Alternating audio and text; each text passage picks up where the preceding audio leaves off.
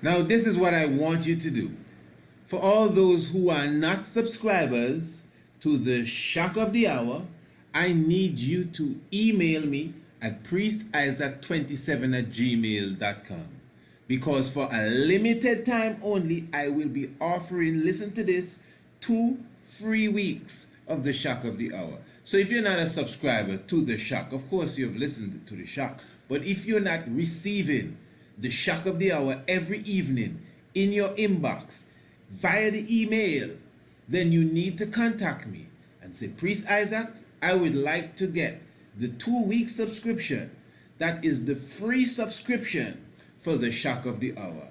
And we will send you, email you each and every evening after the Shock of the Hour, that episode specifically that was recorded. Remember, the Shock of the Hour is a program that comes to you every evening. I'm talking about Monday, Tuesday, Wednesday, and Thursday.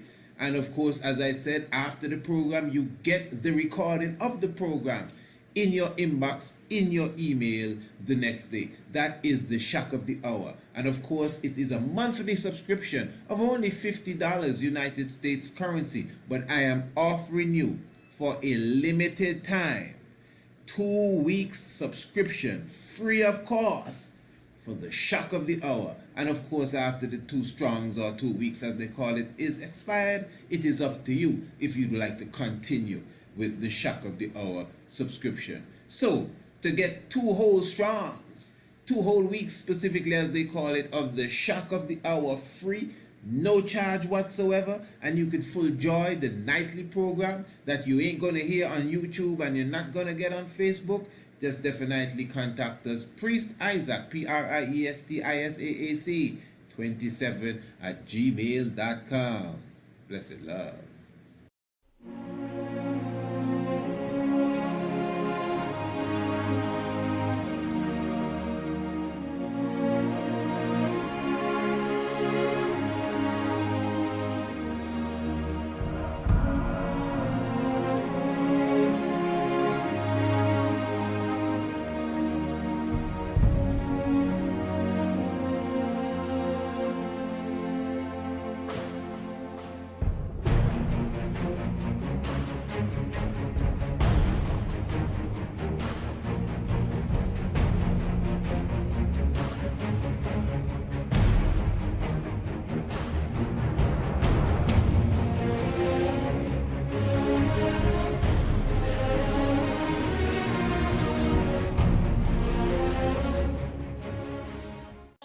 All iniquity, you know, when we are all with Trinity, you know.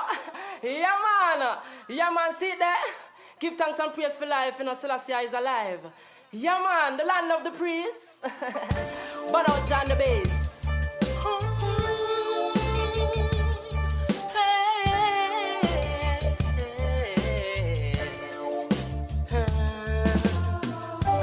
Coming from a city that's golden, where a lot of truth been spoken. Never praise the image that's molten. Half of the truth never been spoken. Come Rastafari, make we whole land. Like when we cross the river Jordan. Rebellious youths in the garden. Seems as if they're very hard.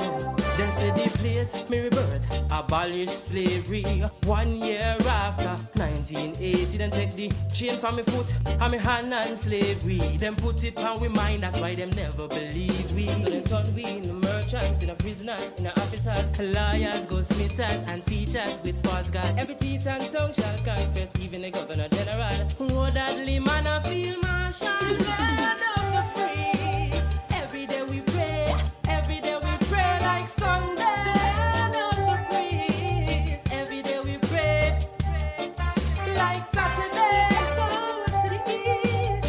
Every day we pray, pray for the wars of Zimbabwe. Every day we pray, pray we come together someday. If one day we come together, we can't go wrong. In this beautiful island of sea, sun and sand, can we have 3 houses of Rasta? King Guy and Elder, Prisky, them is a lead and Ras free man. So it no matter where you're from in this day and age, from your the transatlantic slave trade, we have got memories, though we become of age, and we have been through no blood, sweat and tears. The land of the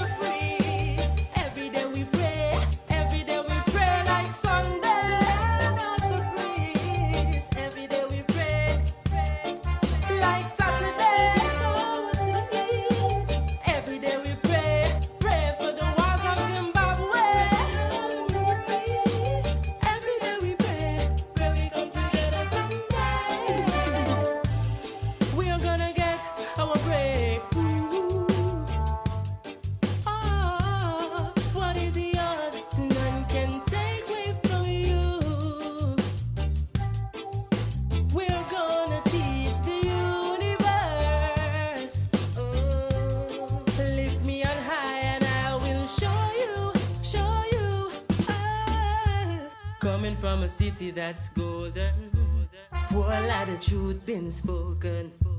Never praise the image that's molten. Half of the truth never been spoken. Come Rastafari, make we whole land. Like when we cross the river Jordan. Rebellious youths in the garden. Seems as if them very hardened.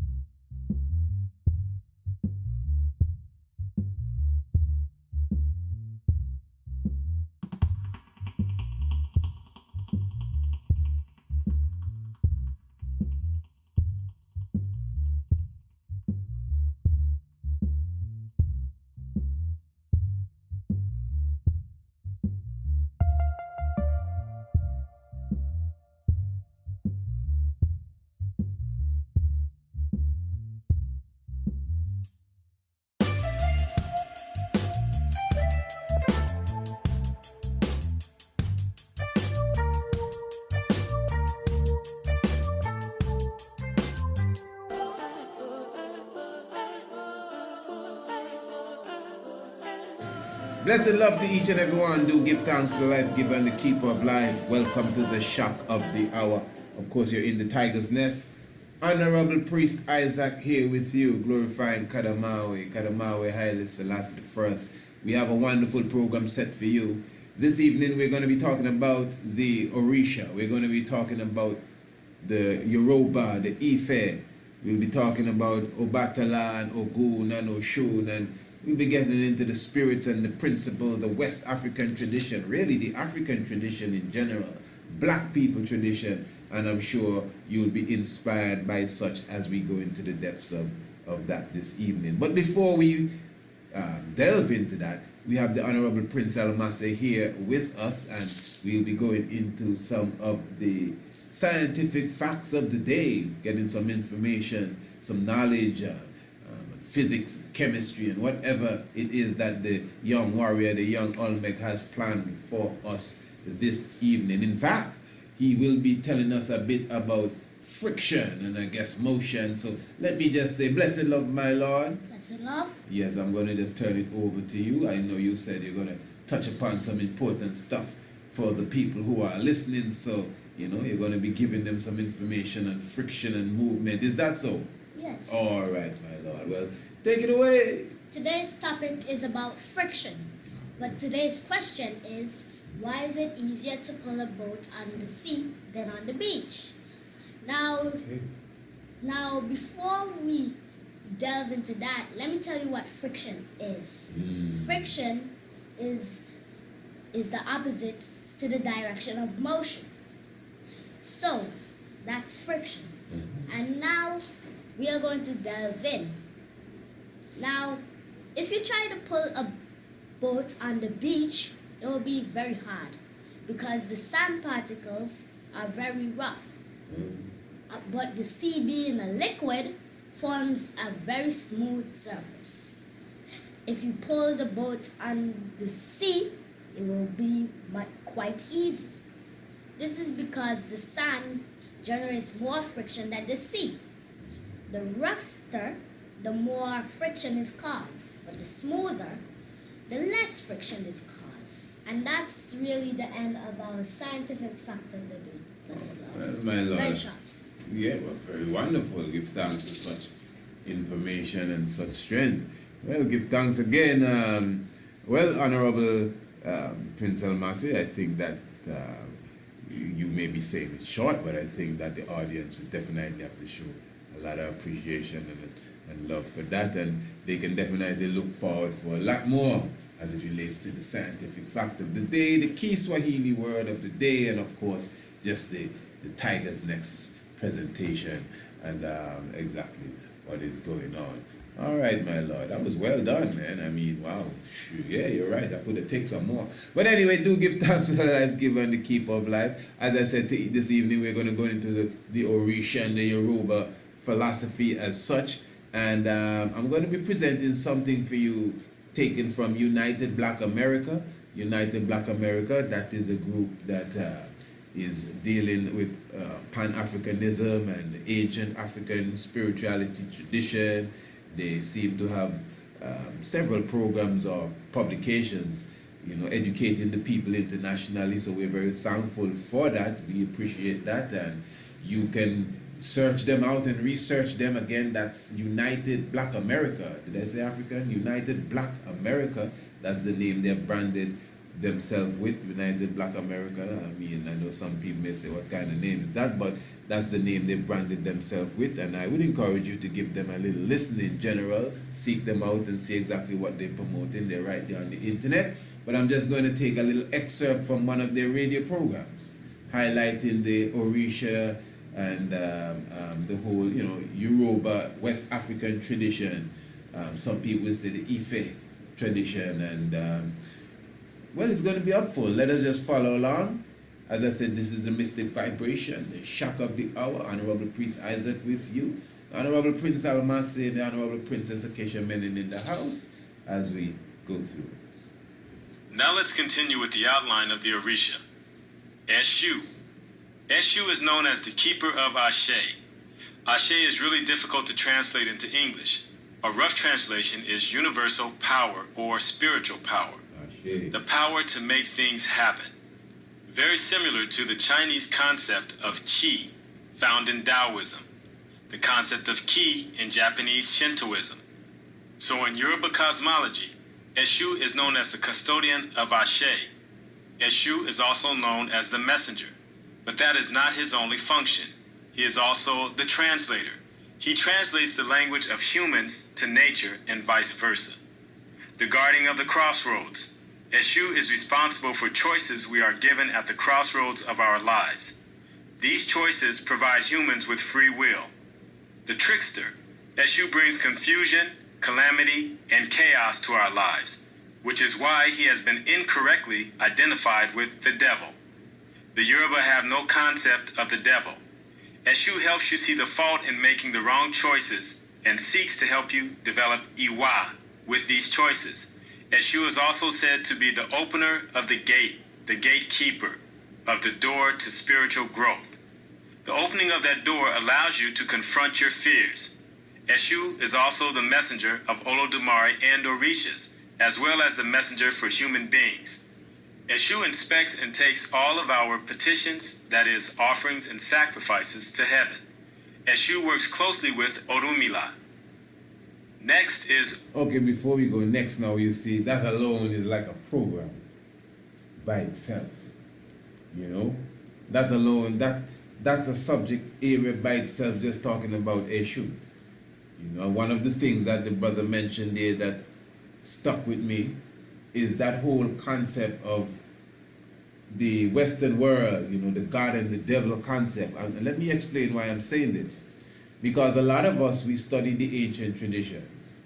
And most of us, we will say that the Neta of Egypt and the Orisha of West Africa, they're not really gods. We would say that they're principles or their energy, or they're put in such a format for us to relate ourselves to them in a human form or in an animal form, but they're not humans nor animals. They're just principles that dwell within us. Now, I agree with that to a certain extent, and you know why? Because I always see that these principles mixed with prophecy, which is a real thing, do become flesh. But let me just say, this may sound strange, but Michael the Archangel and Gabriel and even God and the Holy Ghost and the whole crew that people talk about, these are principles too.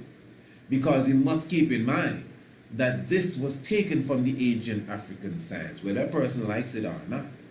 So the ancient African science, the Anubis, the Anpu, these are principles, the Ma'at principles, principle of justice, principle of equality, and principle of balance. But I always say that, as we would say, God is man and man is God. And goddess is woman and the woman is goddess. The reality of that is Ma'at, the goddess principle, may not dwell in every woman, but it should dwell in every woman. We are created as man and woman to be endowed with these principles of Kemet. the principle of Asa, the principle of Ashur, the principle of Heru. So it's the same thing here. The principle of the Orisha is the same. These principles are in all of us. But because we have lost our way, we've become disconnected from the principle of truth and balance and righteousness, the principle of resurrection, the principle of self-development, the principle of rebirth like Kepra. That is why there are individuals in our prophecy and history that has been born and have even developed themselves to the full principle of Kepra, to the full principle of Asa. And of course, we have to highlight this. This is why we have done the documentary, The Master of Ceremony, where we have proven, beyond the shadow of a doubt, that the principle of Osiris or Asa is Kadamawe Haile Selassie the First. And I'm saying that this can go for others.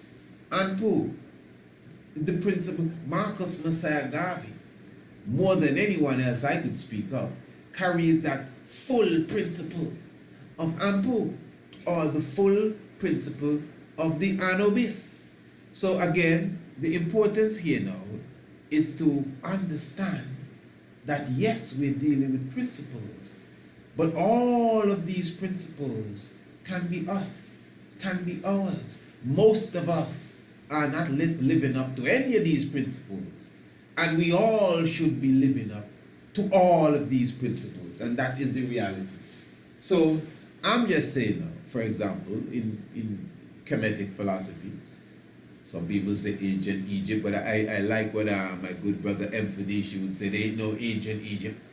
There's nothing ancient about Egypt. You're talking about ancient Kemet. Yeah, that is true. You hear about Seth the destroyer. Seth the principle that fought against Heru and Asa.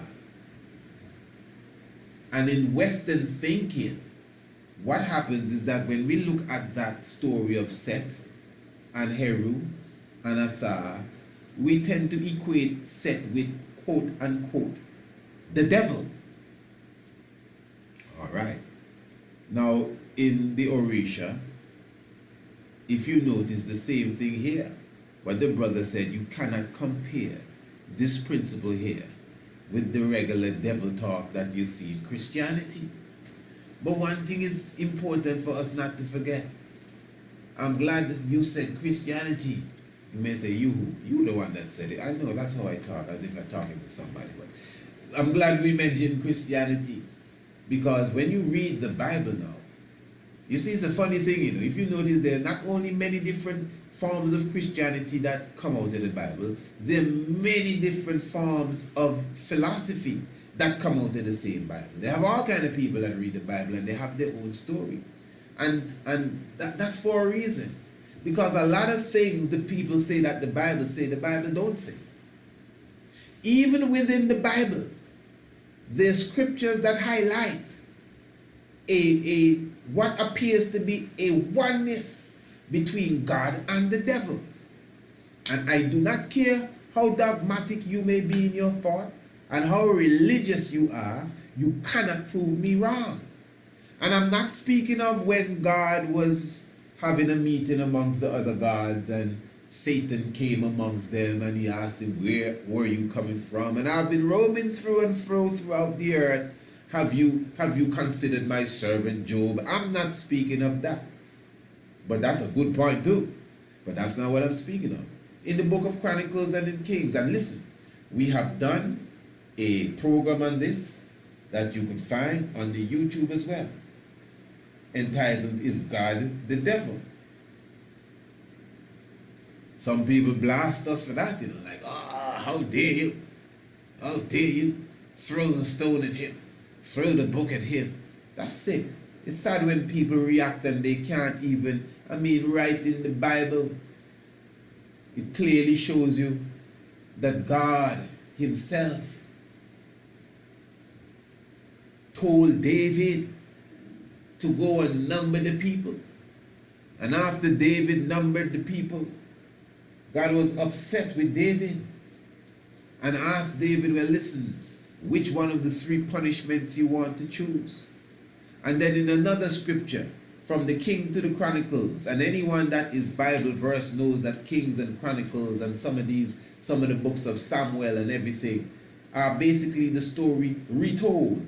So you could read the story of David in Kings and Samuel and still come back and read it in Chronicles again with a little few different variations, but it's like you're reading the story twice. It's almost like you read Matthew and then you read Mark and then you read Luke and John. You're just reading the same story again with a little difference in each one. That's all.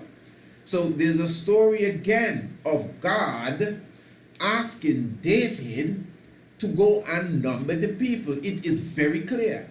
I don't have to pull chapter and verse now because we have done a whole episode on that. We have done a whole program on that, where God himself is saying, go and number the people, man, David. And when David went to his chief captain and said, hey, God said to number the people, his captain was like, are you serious? You know, because everybody knew that this was wrong.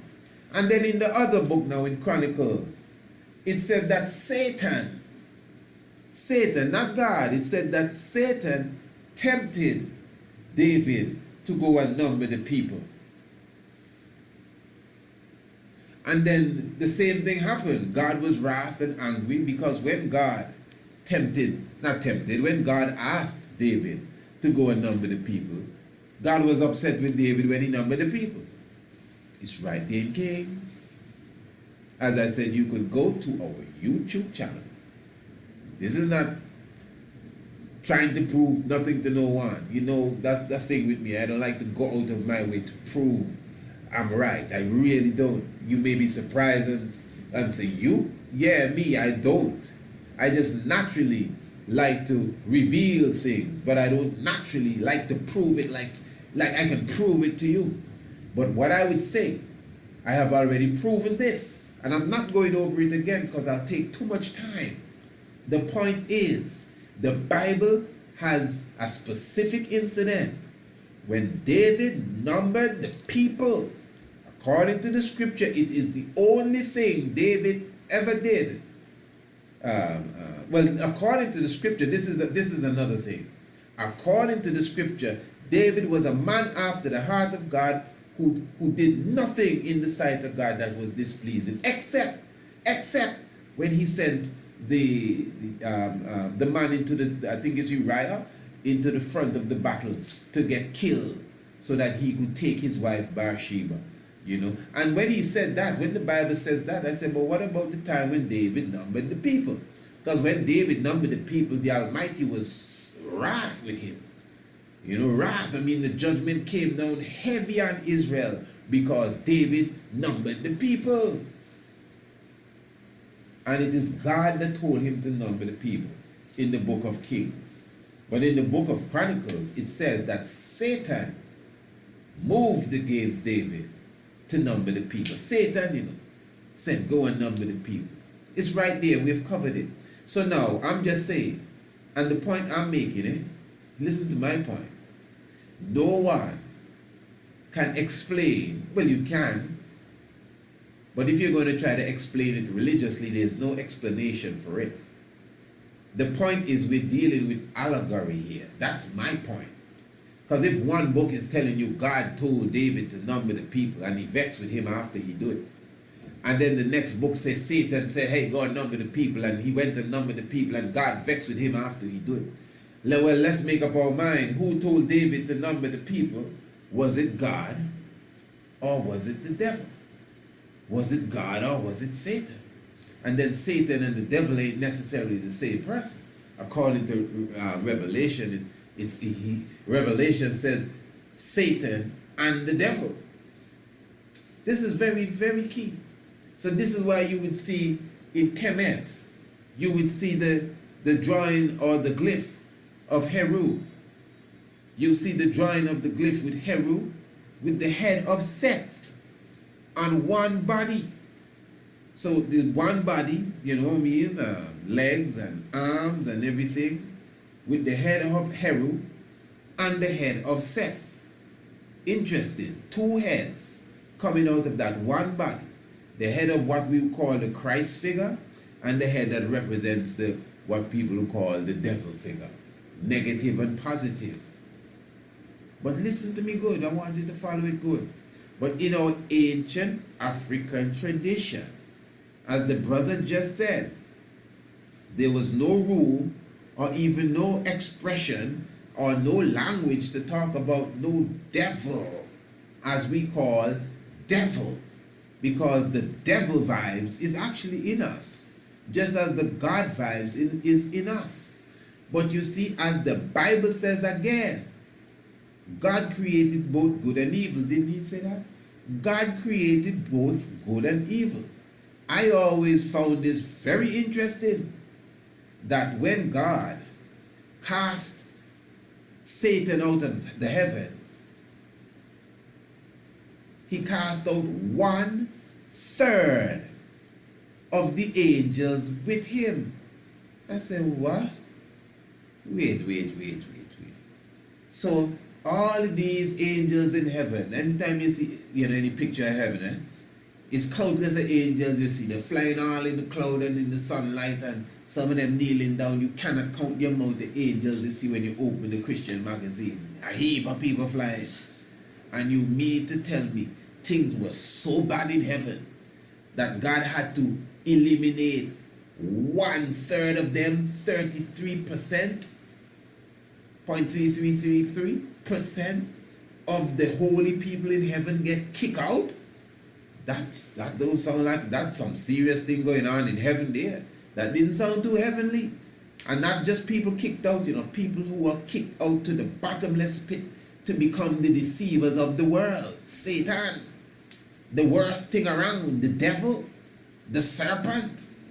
This is serious. So the fact now that we can see that, and again the balance, I know a lot of people may be listening and say, oh, he's blaspheming. They're not taking the time to listen to what I'm saying. They can't even explain this properly. They cannot. None of you, well, not maybe you, but those who are sitting and saying, oh, he's wrong, he's fighting the Bible, you cannot explain that scripture. I challenge anybody to explain properly what Kings mean when he said God told David to number the people, and when Chronicles said Satan made David number the people, and explain that properly with a good understanding. You cannot, unless you agree that we're speaking symbolically, and we're speaking of that positive and negative that is within you. We're speaking of that, what you say, the God and the devil that's inside of you too. In the same way you see the movies and the cartoons, and you see the little man on your shoulder and the next little man on your shoulder, and one telling you, come, let's do right, let's do good, let's help the old lady across the street. And the next one is saying, oh, don't worry with that, kick the dog in his bottom. Take the pussycat and dip it in the bucket and make it drown. So you have something good talking and something bad talking. That's just natural. And in our ancient African tradition, all stories belong to a Nancy.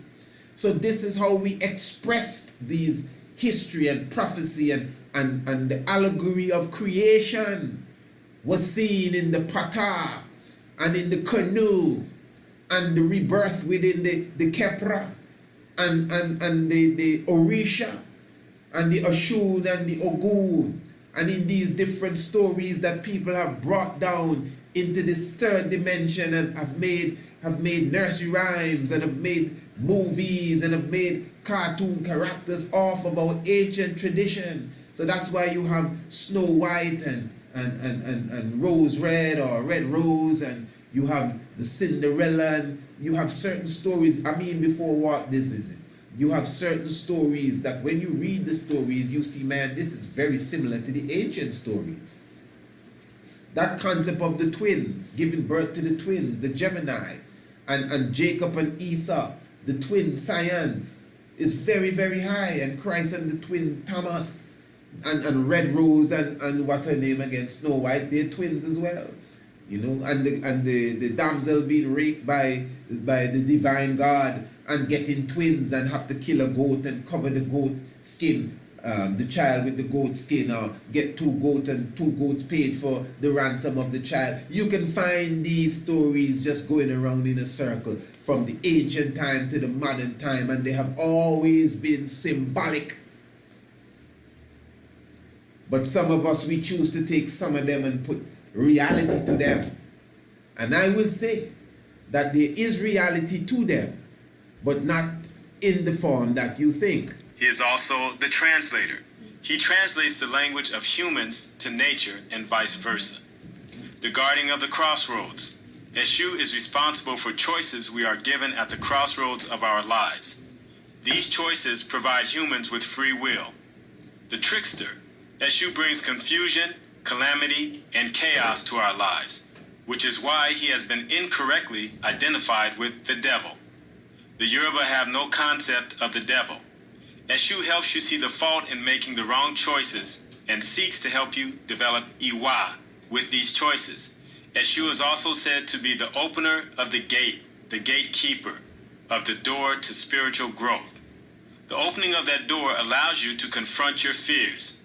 Eshu is also the messenger of Olodumare and Orishas, as well as the messenger for human beings. Eshu inspects and takes all of our petitions, that is, offerings and sacrifices, to heaven. Eshu works closely with Orumila. Next is Ogun, the spirit of iron, technology, and war. His symbol is the sword. Ogun is the patron of hunters and warriors, as well as others who deal with metals. As stated earlier, Ogun led the way for the other divinities to come to earth. Ogun is the spiritual path clearer, the remover of obstacles, a protector. He has the ability to be a leader, at times a reluctant leader. Ogun is an innovator and a mediator. Ogun teaches us the importance of controlling anger and the consequences of lack of control of anger. Ogun teaches us the negative and positive aspects of solitude. Ogun is the ultimate archetype of destruction and creation. Oshosi. Oshosi is the spirit of the hunter and the tracker. He is known as Ogun's brother. His emblem is the bow and arrow. Oshosi is the spiritual pathfinder. He works closely with Ogun and Eshu. After Eshu opens the way and Ogun clears the path, Oshosi shows us the proper path, the shortest path, and to stay on course with our spiritual alignment. To be accurate, to take advantage of opportunity, to see down the path with keen eyesight, even through the thick forest, meaning life's trials. Obatala, king of the white cloth. Obatala is the spirit of ethics, morality, purity, humility, and peace. Obatala is the symbol of wisdom that comes with old age. Obatala is always associated with the color white, coolness. Obatala is also known for his role in human creation. Obatala. Shango. Shango, the spirit of lightning. Shango is illumination, instant illumination. Shango is the idea of quick justice, of fairness. Shango is the ultimate leader, the king, the Oba. Shango is our passion and drive in life, excitement, courage, machismo. Shango is social responsibility. Shango. Oya. Oya, the spirit of the wind, transformation, sudden change. In many ways, she is the female version of Shango. Oya is the owner of the marketplace. Oya is the guardian of the ancestral gateway. Oya is the woman who grows a beard, meaning the female warrior. She is the breath of life, the carrier of sound and music. Oya. And that is very interesting. I'm sure most of you picked that up. Oh, yeah. The carrier of the beard. And, quite interesting, of course, Hatshepsut, where, Hatshepsut is seen with the beard of the Nesut, or some say the Pharaoh, the king of Kemet, the king of Egypt. Hatshepsut as a royal ruler, seen with the beard. And it's the same principle with Oya, because they're really one, you know. And this is the mystic thing with ancient African tradition. It's almost like language. The fact that we speak Amharic, and maybe you speak Akan, and if you want to bring it down, you speak Kiswahili, you know, but just like any language, you basically have the same words and the same idea. That's why you can translate languages. And sometimes the translation is not perfect because one language may not have this word in it at all, or this language may not carry that idea when we say this. But there's this basic understanding that we are saying somewhat the same thing in another form. That's the same thing with our quote-unquote religion. Some people argue that Yoruba is not the name of the tradition. Some people tell Yoruba is a people and Yoruba is a language, and okay, well, it boils down to the same thing. So that's a hot debate. So it boils down to the same thing. That's why some people say don't call it Yoruba, call it Ifa, because that's not the name of the tradition. It's the Yoruba people. You know, well, okay, all right. So that's my point. That what you see as Yoruba or the ancient tradition of the Orisha is still the same thing as you're seeing in Egypt or Kemet.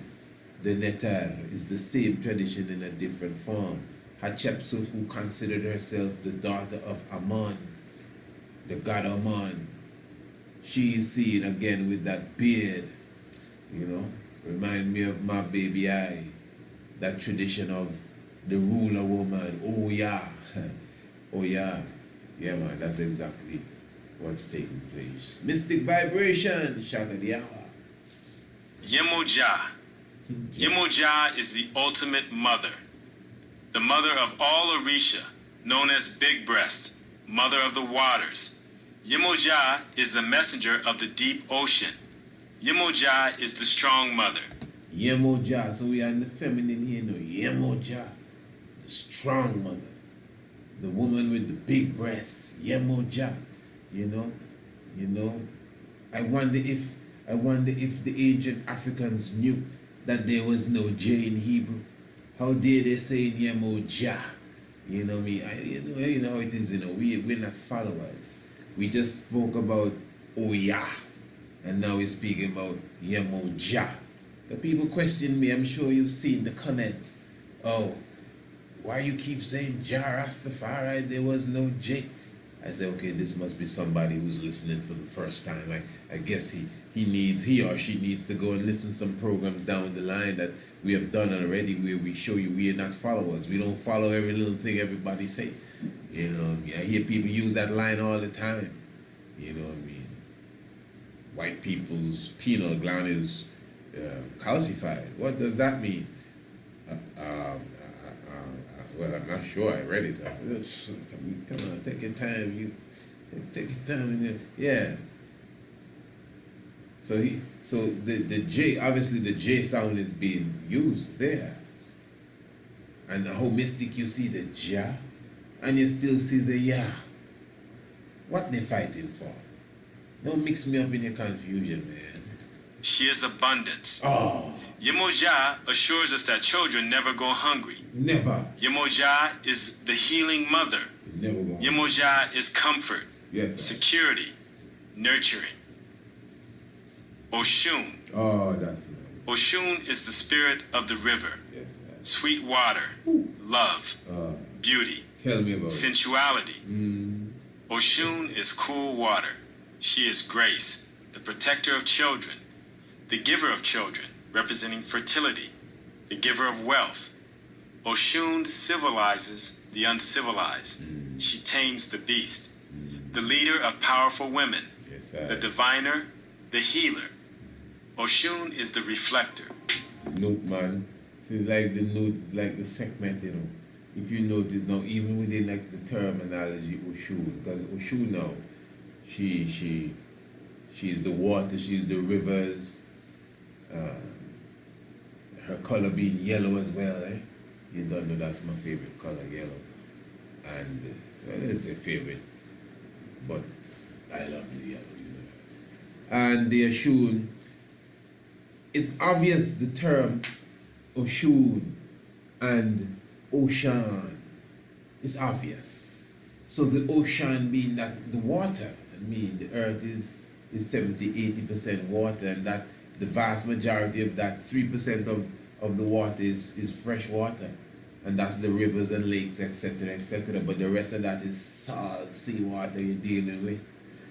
But she's water. I think she's water in general. The river that runs to the same ocean. She's the ocean, the Oshun.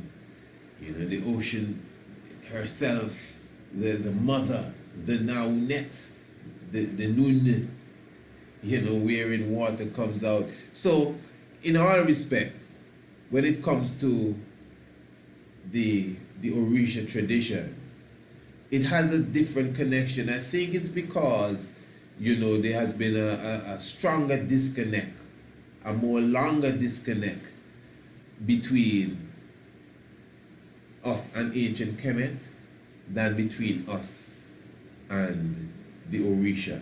So you can travel to the ancient land and still see us directly connected with the Orisha.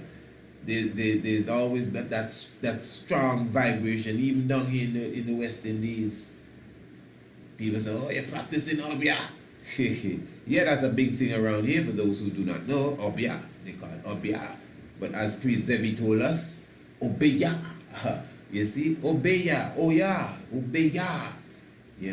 Shango. Obeya. So obey. The voodoo.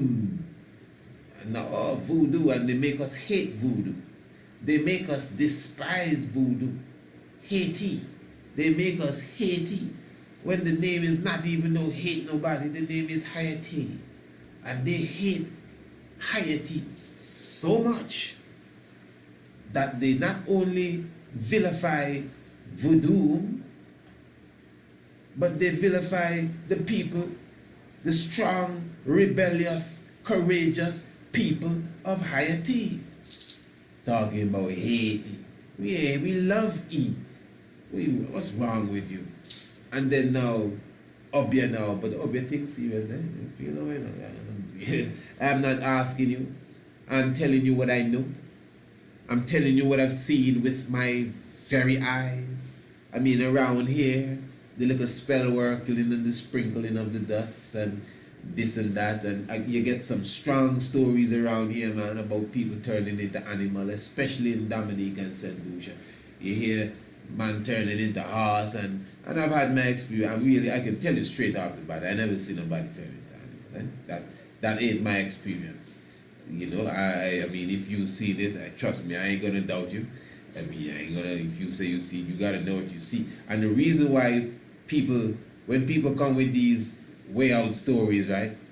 The reason why I'm not tempted to doubt them, because I've seen things. I may have not seen anyone turn into a horse, but I know I have seen enough to show me that there's something going on in the unseen world that is conducting some strange things that I have already witnessed with my own eyes. I ain't going into no depths here. Maybe I've said it before. I don't even know. I just sometimes chat anything that come to mind that, that maybe I should have said, hey, you should have kept that to yourself. Sometimes I listen back some programs and I said that. Wow. Okay, well. Yeah. Because they said, I'm not afraid to say, I find myself to be very open to this international community. Very open. Very open. I've seen some mystic things, man, as a child and even growing up and all of them talk. Yeah. I've seen some vibes. Meaning that, first of all, around these places, it is well known. People have flown to Dominica. It is well known. And spend money for the people down there to do a little thing and a little magic to either promote them, bring them wealth, money, or keep somebody down. They're well known for that around them places, man. Keeping down other people's children and going and working some kind of spell and whatever. And some of you may be saying, oh, nothing goes like that. It's just the individual and the mind. Listen, again, I tell her I see what I see. I ain't here asking nobody if you know or do you believe. I know what I see. When I look up in the clouds and I see the cloud shaped like an eagle, I know everybody have seen these things. I don't have to call somebody and say, hey, you see that? For some sort of approval. A million people could look up and say, I don't see it. It don't mean nothing to me because I know what I see. You understand? So I know what I know, and these things have been done. But the point is really that our people here in the Caribbean, we have left Africa with that science. We have that science. We know how to connect with nature, as the Orisha just said there a while ago. He teaches us to translate the language of nature. That's it. So we know how to, if you want to say work spells, you would say, oh, you can't work no spell, but they work spell on you. Spell the word luxury. No, spell it, man. I'm trying to show you something. Spell. Spell, mat, spell. It's a spell. Oh, right. Words are swords. You take the S from the back and you put it at the beginning, you get the word sword. Because words are sword. The language is terrible. The tongue. Solomon tell you now, the tongue, within the tongue is life and death. People like to say, make him talk, man. Give him enough rope, he'll hang himself. Within the tongue is life and death. So words are powerful. You can cast spell. I mean, how people cast spell? It's not abracadabra, they say. They say something. Allah Shazam. Allah, no, man. Allah. How you get Allah in that? Allah Shazam. Allah and Shazam working on you. And Abran. Ab is, you know what I mean, the heart. And Abba. The Jewish magic book. The Kabbalah. The Kabbalah. Yes. Right, give thanks. You're still here, man. Yeah, and you know, we open sesame and these things, talking, you know. Dumb people know this. When I say dumb, you know, I know we use dumb in a very broad sense, but dumb in the sense as you can't talk, you know, you're still disrespectful. I wouldn't even call a person that can't talk dumb, because the word dumb has become so, you know what I mean, scorned and stained as like a dumb fool. You see, you're still saying dumb. I'm still looking for the word dumb. Like you know, a totally ignorant person then who doesn't want to know anything. That's what we'll call dumb. But the term dumb really refers to someone that you know, can't talk and shouldn't disrespect no one, you know, for the state, you know, that's whatever reason. I mean, that even all these things, people make people dumb by paying somebody enough money to you know, get some frog tail and put a male fowl egg in the pot and stir it up with some. So when you watch movies, the eyes of this and legs of that, it's some real thing, ain't no joke. So when you back up again and you reach in Africa, then just cut chicken neck and make the chicken blood run out. We see that. And they use a lot of goats in the tradition and dance and drink a lot of alcohol and spit it out. Bobby Hemmett used to do a lot of that when anytime he lecture, his whatever alcohol in his mouth and he spit to the four corners, you know, libation and all of that. These things carry some strong spirits if used correctly, and even when not used correctly, it still carries some strong spirits. So we left Africa with a lot of this knowledge. A lot of the old people that do the obvious business, as they call it, they learned this from their parents, who learned it from their parents, who brought it from Africa. You know, a long time ago stories, yesterday this happened. So that knowledge is still there, and which can't into light. You see, you don't know about it. It's the Black Christ order we tried in, you know, King Emmanuel. The man that said, we don't like candle, you know. But we shanty don't like candle. Just think about this now. What kind of strange thing is that? We come with that, you know what I mean, suppose you don't have no current. Or there's other things you can do to get light in your house. But we don't like, candle. Natural fire from the dried coconut itself, the meat of the coconut when dried for a while. So, when you understand that science, you know, the reasons you don't do things, as Bobo Shanti again, well, we don't sweep, you're not supposed to sweep at night, and don't sweep to the south and to the west, and don't pass things through no window. You know, bless it before you leave the house. Even when you leave a room, bless it, you know. And some people feel, you know what I mean, all of them extra things, as if these things can go out of style. So you mean to say you feel there was a time when that's in style? You think it's clothes? It was in style. That's the Orisha translated nature for you. That's the Orisha in flesh. Listen, man, pick anyone or Guna or Batala, but that's the Orisha in a human form with all the principles. In fact, when I check it, you know, it's all the principles of the Netari. Haile Selassie having it. It's not to say, well, it's just Osiris alone, you know. Because we don't know he's the Kepra, you know what I mean? He can fit Hero too, now. Just full him up. The point I'm making is that the science that we have as even EABIC is the living Orisha. You know, people look at me and say, oh, you're Rastafari. Well, I more deal with the ancient African tradition. I deal with the Orisha. You know, I did my DNA test and I see I'm Yoruba, so I got to, you know, go back to that. And you see, no disrespect to no one again, you know. A lot of people see me up to this very day. A man was asking me when I was in the bank there. The man wanted to know, well, you know, you look like, and he said I look like all kind of people. I look like I'm from Mali. Okay, say thank you, sir. And the Maasai of Kenya. Okay, well, you know, I get the Maasai thing all the time. You know, and because of my robe and everything, he said, and you remind me of some Nigerians I know. I said, wow, that's the Nigerian thing. I get that a lot in London, and people want to know if I'm a Nigerian, and it's not really usually for good reasons. No disrespect to no Nigerian at all, but I mean, I just telling you my encounters with people, especially in Europe, when they think you're a Nigerian, as if you come to Billy James, what do I name, Billy the Kid them or Jesse James them.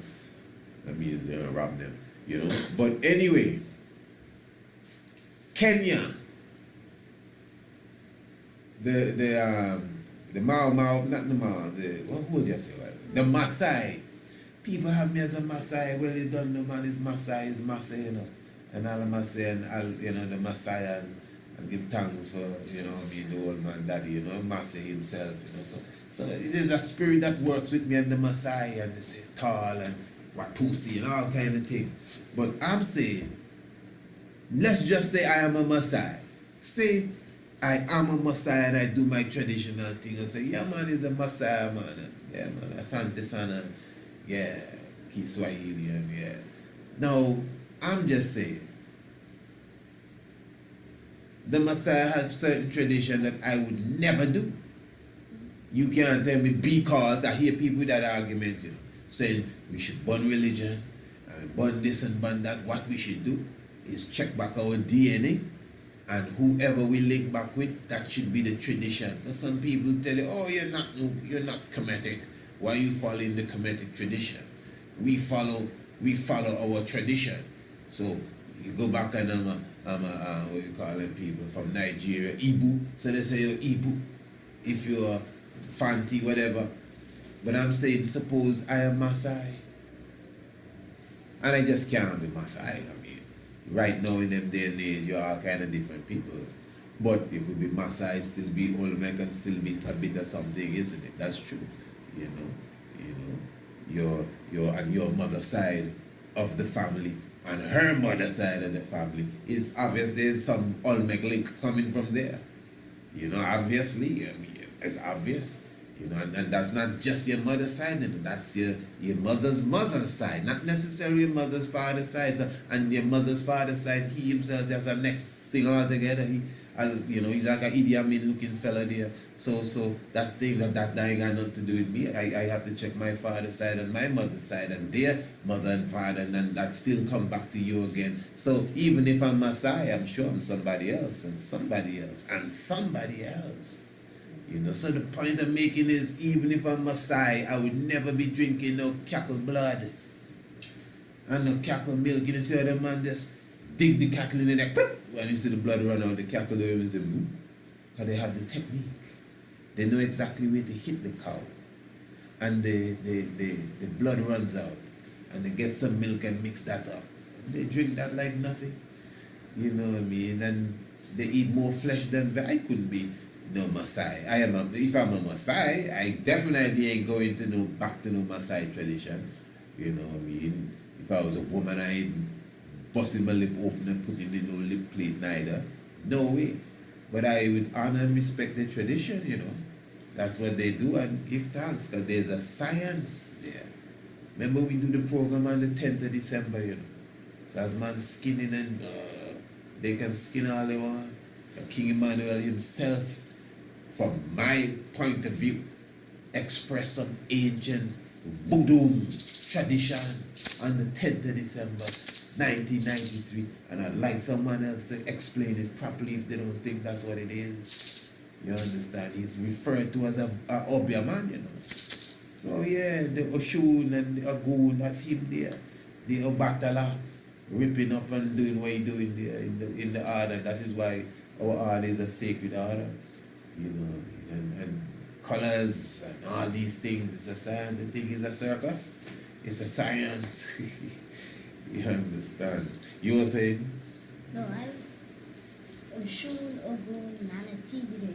Yeah, Nana Tigre. Yeah, man. I want to bring that up. Yeah, Nana Tigre. Yeah, man. So you're going into some science there again. Nana Father Tiger, basically, you know. You know what I mean? So it's deep. So yeah, the Orisha principles that manifest into flesh, manifested into human form, and just like the Neter, just like the Dogons, how it is, the armor of the Dogon, the great egg, is the same vibration coming out of Kemet. So it's one science. It was never nothing different. It was one science. It's just like a language. You speak, let's bring it down into the European language that we speak. Somebody talking, oh my, I was going to say somebody talking French. I was okay, let's carry it back up. So yeah, so you talking Yoruba, and this other one talking Amharic, and this one Tigrayan, and this one maybe Gaze, and this one even the ancient Meduneter, you know, but they all can communicate with a translator, you know, and he'll translate and she'll translate, meaning that they all say the same thing, but with different languages. It's like you watch the news. Some news, you get it in, well, you get it in French, you get it in Spanish, and you get it in English. For the Englishman, the Frenchman, and the Spanish man, we do that here. They have the Spanish woman that come and read for the Latino, as they call them, people. They ain't speaking no Latin really, no, but still, you know, they put all kind of different, you know. But the point is that it's the same way we had our ancient tradition. It's not like religion today. To me, Islam is not just a different way of Christianity. To me, Islam just have a different, total, but that's religion. And even in Christianity, between the Roman Catholic and the Anglican and the Protestants, they fight over these things.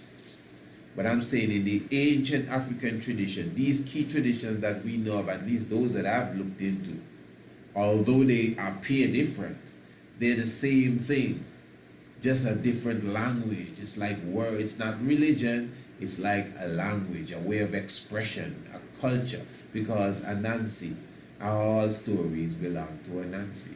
Very important. And this is why, you know, as I said, the Oya with the woman with the beard, and in Kemet you see Hatshepsut, the woman with the beard. It is something that's played over and over and over again. Yeah, so if you know your Bible, now I shouldn't just cut off so quick, man. I'm done, you know, but that's kind of rude to just say that. Yes, so give thanks for those who have tuned in tonight, and thanks for your presence. It was a joy that we could bring this message to you. As I said, give thanks to the Honorable Prince Almasi for the scientific fact of the day. Yes. Any word you leave it with the honorable people? Well, give thanks for this presentation done by the Honorable Prince Isaac. Yes, I appreciate that, and of course, Royal Assistant Honorable Princess Akisha Medin, and cushion couch, cushion Kemet. Cushion Kemet, yeah. They'll get more of that in the future. Yeah.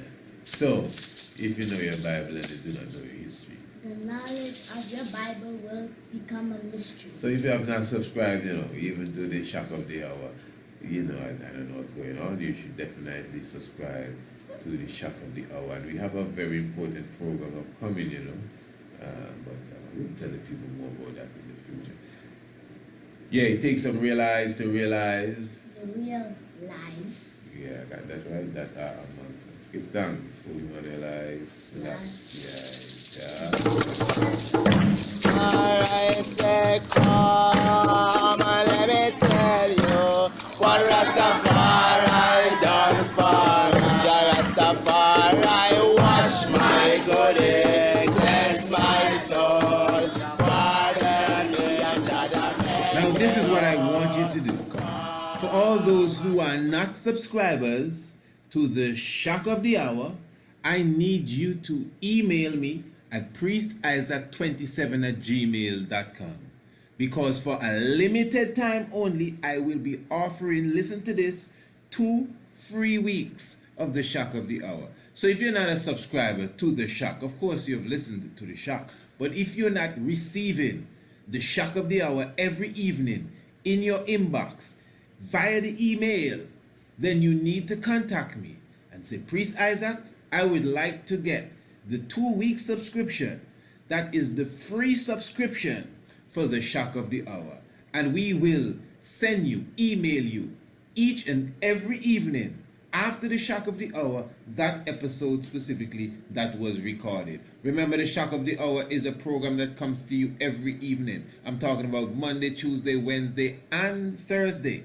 And of course, as I said, after the program, you get the recording of the program in your inbox, in your email the next day. That is the Shock of the Hour. And of course, it is a monthly subscription of only $50 United States currency. But I am offering you for a limited time 2 weeks subscription free of cost for the Shock of the Hour. And of course, after the 2 strongs or 2 weeks as they call it is expired, it is up to you if you'd like to continue with the Shock of the Hour subscription. So to get 2 whole strongs, 2 whole weeks specifically as they call it, of the Shock of the Hour free, no charge whatsoever, and you can full joy the nightly program that you ain't gonna hear on YouTube and you're not gonna get on Facebook, just definitely contact us, Priest Isaac, PRIESTISAAC 27@gmail.com.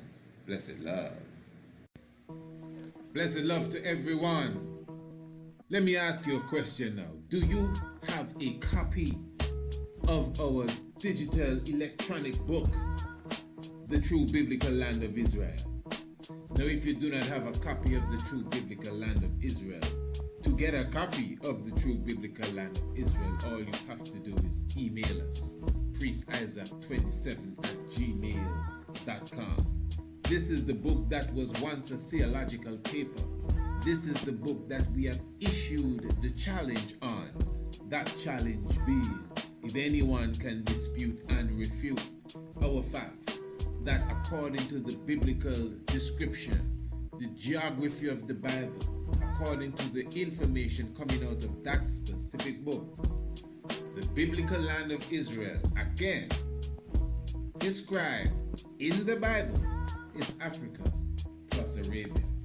And as I said, within the pages of the book, The True Biblical Land of Israel, we give the facts, we give all the references as it relates to the narrative of the Bible. And of course, we still bring in some archaeology and anthropology. But of course, the core of the discussion is coming from the scriptures. So this is why the book, The True Biblical Land of Israel, is not a book to try to validate the Bible. It is a book that proves that according to the Bible, whatever the origin is, or wherever it came from, or whoever originally wrote it, that's not the point. The point that according to this well-respected book, the Bible, the land of Israel Africa plus Arabia.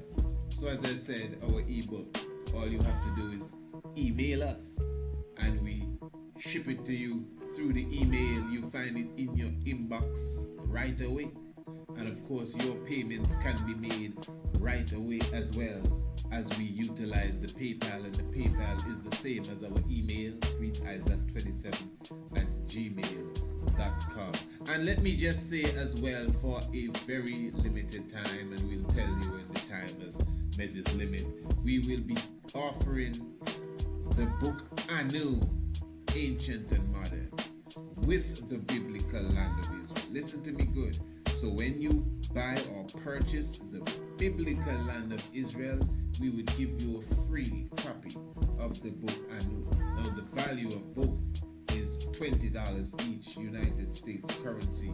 So you'll be literally getting a $40 value for just purchasing the biblical land of Israel. And the same goes for Anu.